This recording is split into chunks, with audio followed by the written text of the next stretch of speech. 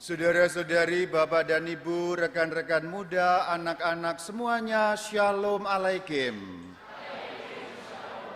Ada suatu kebiasaan di dalam kebudayaan orang Batak, kalau sudah menikah lalu punya anak, seakan-akan nama sendiri menghilang.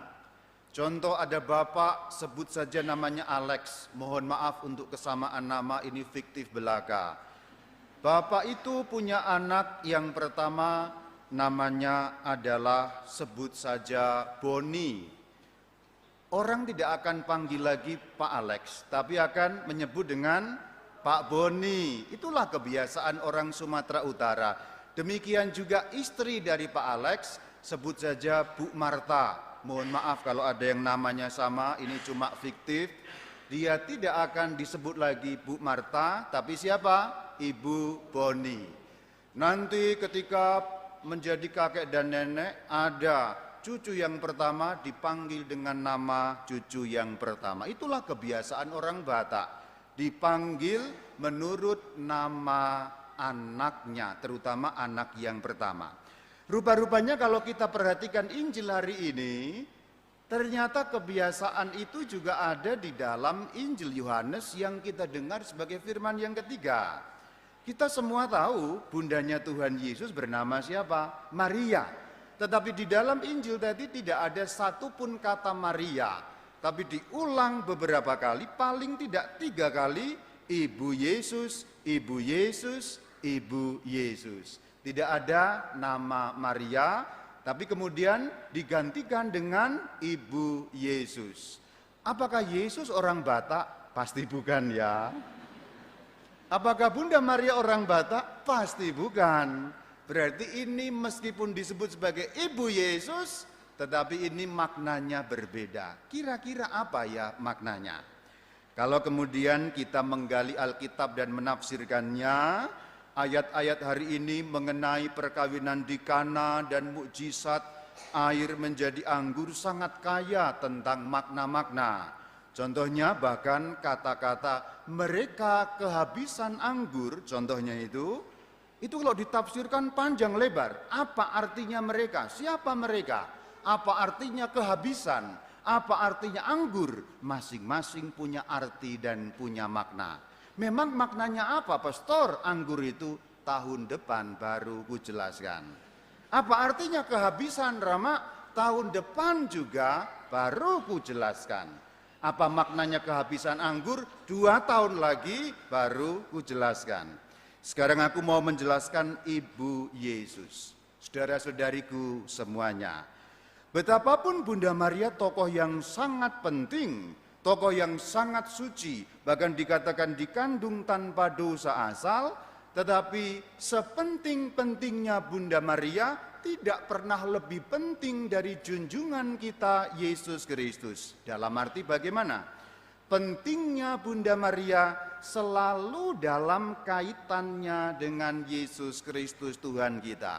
Itulah kenapa di dalam gereja Katolik ada kata-kata per Mariam ad Yesum, yang artinya melalui Bunda Maria sampai kepada Yesus. Jadi maksudnya, seberapapun sucinya Bunda Maria, seberapapun pentingnya Bunda Maria, beliau, mohon maaf Bunda Maria, ini bahasa Jepangnya aja ya, mohon maaf dulu ya Bunda Maria ya, Bunda Maria akan kehilangan arti tanpa hubungan dengan Yesus Kristus Tuhan. Itu, jadi saya udah mohon maaf kepada Bunda Maria ya, bukan melecehkan Bunda Maria, tetapi menegaskan arti pentingnya Bunda Maria. Justru pentingnya Bunda Maria karena ada relasi, ada hubungan dengan Tuhan kita Yesus Kristus. Itulah kenapa dikatakan ibu, ibunya siapa? Ibu Yesus. Artinya Bunda Maria menjadi penting, menjadi sosok utama karena hubungannya dengan Yesus Kristus Tuhan kita. Bunda Maria dipilih untuk mengandung Sang Mesias karena yang dikandung istimewa, yaitu Putra Allah yang menjadi manusia, Yesus Kristus Tuhan kita. Jadi tadi perkataan Ibu Yesus menunjukkan hubungan yang erat, bahwa Bunda Maria menjadi berarti menjadi sungguh-sungguh penting karena hubungannya, relasinya dengan Yesus Kristus.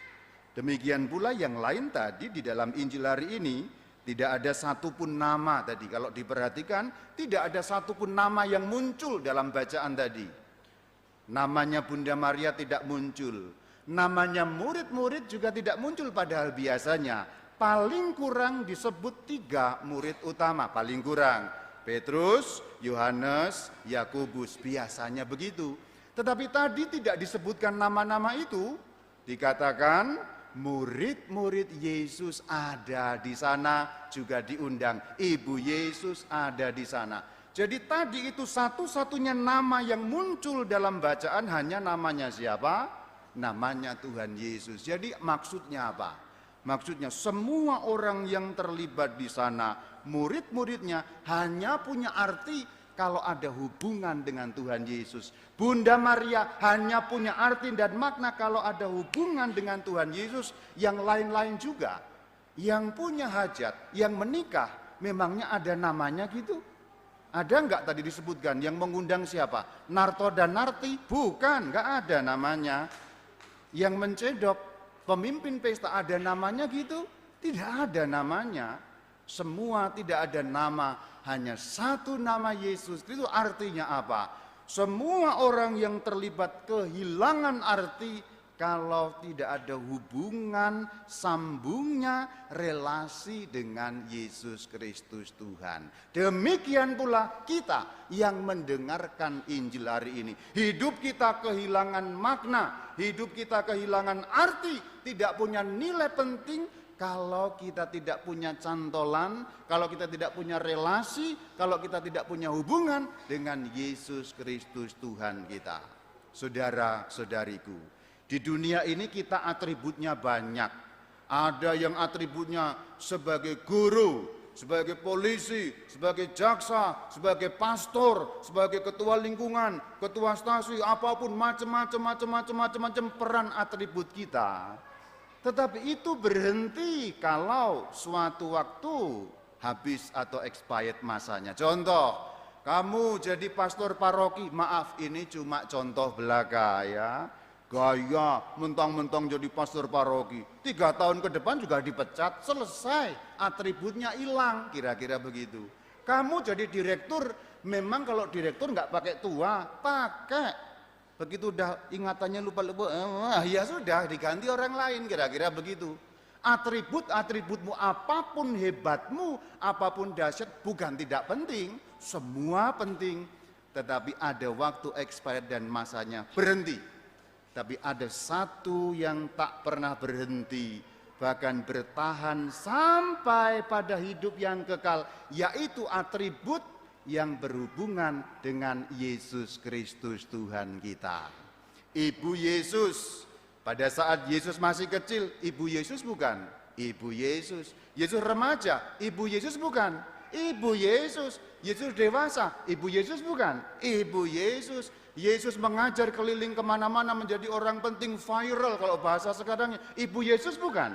Ibu Yesus. Yesus disalibkan, Ibu Yesus bukan? Ibu Yesus. Beliau bangkit dari kematian, Ibu Yesus tetap. Beliau naik ke surga, penguasa langit dan bumi, Ibu Yesus tetap. Bahkan sampai akhir zaman beliau tetap Ibu Yesus.